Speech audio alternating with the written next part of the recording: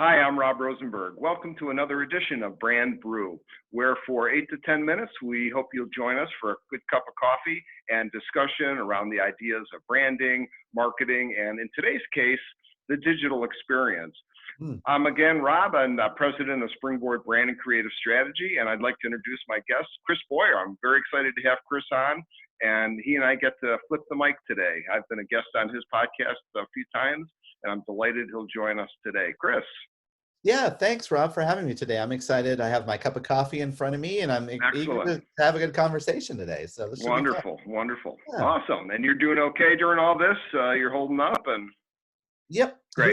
Here I'm out of the Twin Cities in Minneapolis, Minnesota, Yep. and Yep. yeah, I mean, it's interesting how I talk to people all over the country, and everybody's being impacted, but we're all kind of going through this together, right? So Right.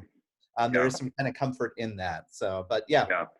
Yeah. Well, and I know you have been both on the inside of an organization and you're now running your own digital experience shop. And I always like the digital experience way that you've talked about it because it's more than media or it's more than a tool or an analytic. It's really the whole experience that people have. So with this pandemic, with obviously the crisis we're in now, how has that changed not only how marketers have reached out to consumers, but how has it changed consumers? Well, I think that's the biggest change that we're going to see, right? The pandemic has had a tremendous impact on consumers. If you think about it, I work primarily with hospitals and health systems, so I'll kind of Okay. use that lens and kind of talking about it. But when the crisis first hit, one of the first things we did across the country in different patterns, but we all kind of were forced to work remotely, work from home. And Right. for hospitals and health systems, when they were talking with their patients and reaching out to potential patients and patients, at that point in time, what they did is it basically they said, we're not ready. We're preparing for the crisis. They're the front line. They're hitting the waves of this crisis at the front line. They Right. effectively, at a point in time, kind of shut down, like asking them to come in to the health system. And Right. at the same time, they introduced all these ways to connect with them digitally. So we're hearing a lot about telemedicine, and we even see, when you look at hospitals and health systems, they're using online tools as a way to communicate, social media, et cetera. So we kind of did a dual purpose to our customers, or a dual impact on our customers. One, we basically told them not to come to us, which is kind of antithetical to marketing, and then said, and if you do want to engage with us digitally. We effectively made our customers digital denizens, whether they want it to be or not. Now, don't get me wrong, these tools have been around for a long time, and this isn't the first time I've used Zoom, but you see this happening all over. Everybody now is using digital tools to kind of connect with people. And that's kind of an interesting paradox, right? If you think about it, because healthcare, as you think in a very traditional sense, it's always been administered face to face. And now we have all these new tools, and we're asking our patients and our customers to connect with us this way and build that trust. And that's been an interesting change. And that's not only healthcare, it's happened all over. But in no other industry is it more impactful than it is in this space. So has it worked? Are we gaining the trust, or are we confusing people with this kind of new information messaging that we're bringing to them? I'll answer that by saying yes, because we've done both. At least in my opinion, I think we've done both. Okay. One, there's been studies recently that have been done around hospitals and health systems and how patients and consumers think about them. And quite frankly, the trust in those brands have elevated significantly. And it's even from not only just the health systems, the local health systems, but also the doctors, the nurses.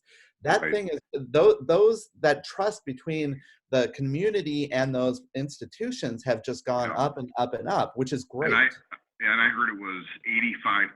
So it was the highest level of trust among any influencer, from the government to some of the key physicians, hospitals and physicians and so forth, have really had that high level. And it's a great opportunity for them to take advantage of it, or to at least parlay that into the next wave.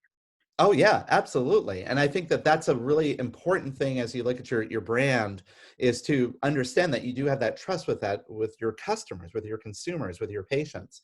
But the other thing you asked is if it made it more confusing. And I think it also has made it more confusing because Hmm. prior to the pandemic, I think many people understood how to consume care, right? If they had a Right. family member, maybe their kids, they would make appointments and they would go to the clinic. And now we've been telling them, no, that's not the right thing to do, particularly because there are potentials of being infected, and this is a novel coronavirus, so we weren't sure exactly how to treat that at the beginning, so we were being overcautious. Now, and if you know anything, right? Consuming healthcare in the past has been complicated enough as it is. Now Right. suddenly we're giving almost mixed messages. The changes from the CDC are telling us how to handle and manage this. At the beginning, it caused a lot of confusion. The whole conversation about should we wear facial coverings or not, that at the beginning they were saying no, but then it kind of evolved to saying yes. And we introduced like digital channels like Zoom calls and telemedicine and et cetera, some of which are new for these organizations. The Right. consumer, the patient, suddenly was like, I'm not sure what to do. So a lot of them were kind of paralyzed with inaction, right? They kind of hunkered down. They went out and bought their Tylenol. They did all the things that they were, and they even went and consumed all the things they could do to be preventative at home, because what they were trying to do is just really keep away from the health systems while they were trying to figure that all out. Right. Um, Right. so it caused a lot of confusion, I have to say, Yeah. and that's where we're Yeah. at right now, I think. Right. So I know from some of our healthcare clients that there's this, the new pivot, if you will, is really to maybe move from the shift of we're there for you for how we're there for you, and really educating people on the things that organizations are doing to comfort people and let them know it's safe to come back and get the in-person care that, Right. as you have said, has been maybe missing the last few weeks. So what, from a digital standpoint, do we need to do to better understand the consumers and communicate with them at this point? Yeah, so it's interesting because the consumers are all in different places in their journey too, right? I've read one study where across the country they asked patients and consumers, when are you ready to come back and consume care? And it was Mhm. interesting because divided, regardless of where you're at, if you're in a hot spot or not, if you're in the middle of America, low infection rate, or even a high infection rate, it kind of was an equal quadrant. Like they were ready to engage back with their care and come back to the hospitals, to the clinics, to their doctors, all at different time periods. Yeah. So that leaves it kind of muddled, right? A muddled approach, and there were a lot of reasons as to why they were responding that way. Digital gives us a new way to actually kind of address that and start to learn that. So there's actually two ways that I think about you can use digital to respond to that. First of Hmm. all, you have to communicate to your constituents and to people that it's safe to come back. And that's a hard thing to do. You can't do that through messages, et cetera. So I see a lot of organizations now, health systems, that are visually showing the safety procedures, the safety protocols that they're doing. And they're going through Right. and they're doing virtual tours of their clinics. They're showing, what the doctor's office might look like, and also illustrating like how things are going to be changing. You might have to go through a different door. You might have to, you're going to go through a temperature screening, et cetera. All of those things. Also, they may actually ask you to start that care online. And so they Mhm. are almost like explaining what that journey potentially will be. So that's helpful. And also to reinforce, all of our services are returning back, and they may be staggering back at different times. Digital is a great place to kind of share that, and I see that being done a lot visually, video, Yeah. photography, a lot of ways. The text doesn't really cut it. You also have to kind of link back to all the relevant resources. Yeah. The other thing, though, about digital that's important is digital is a great way to understand your voice of customer. So I see a lot more of organizations kind of doing proactive ways to actually understand where the concerns are for those individuals coming in. So it started first in social media. Social media was sort of that real-time active communication where they can share information. And what they said, if they posted like some kind of announcement, like this clinic is now under these new operating hours, these new procedures, people would start to ask their questions back. And that was a great way to start to understand what their customers' needs are. Unfortunately, our customers are kind of fragmented right now. They're confused. They're not sure what to do. The more you can listen into your customers Mm-hmm. is important. And now what I also see is other organizations are adopting other tools to kind of get that customer feedback. So chatbots are becoming extremely important on health system websites, and Right. I've seen mining them. that data, right, to understand what Yeah. people are asking, that can then in turn shape new content that you need to create. And then lastly, I'm seeing a lot of organizations start to now look at call centers and telemedicine, teleconsults as really a great place to, again, get Mm. the litmus test of where your customers are at. Because honestly, we're going to be shifting and being dynamic Yeah. for however long it's going to be for the next couple of months, Right. Right. adapting to them coming back in, if that's the Yeah. case. Oh, and I agree. I think we're in a very fluid situation. I don't know if there's a set or pat answer to how healthcare marketers and branders can react to this, but I 100% agree. Digital is going to be a key contact point, and I think your thoughts about how it'll start there and probably end there in terms of the specific Mhm. journey is going to be very key to it. And what happens in between, I guess we'll wait and see, depending Yeah. on the level of trust and comfort and safety people have about going back and kind of getting on with their routines. So, Right. And I honestly think that as we kind of pivot out into the new normal, whatever that looks like, right? And I'm right. not even sure if that's the right term, but as we kind of pivot towards that, digital is going to be much more a part of the Yep. overall journey of every customer. So much so than it was before. Now, these tools have been around, right, for a while. We've had social Yep. media websites, chatbots, and telemedicine, but now it's there. And I think that we have been reinforced that these are actually valid, trusted channels in which to communicate. Exactly.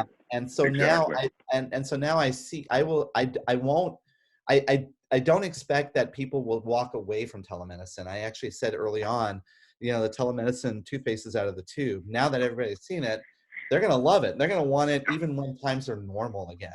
And Exactly. they're going to want to use social and all that. We've changed their expectations of digital, Right. and we put Right. trust into the channels. Right, right. Well, that bodes well for you, my friend, and all the great work you do with your clients. And we certainly appreciate your point of view and your great thoughts today. And as part of our tradition here on the Mhm. Brand Brew, we talk about our different mugs that we're enjoying Yes. our cup of coffee. What do you got today?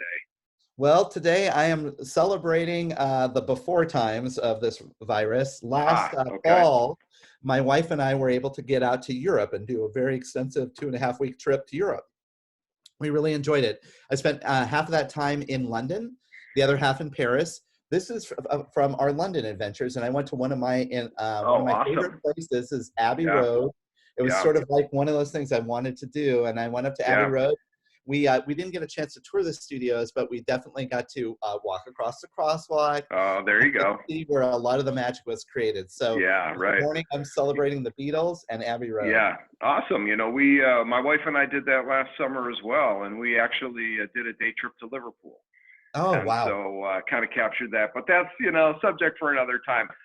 And in your honor today, I'm kind of holding a homemade cup Mm, because I know that you and I have often talked too about your love and passion for creating homemade breads and pastries and so yes. forth. So, in your honor, I'm kind of doing a little homemade cup here that Nice. I'm enjoying my coffee. Well, thank you again for another.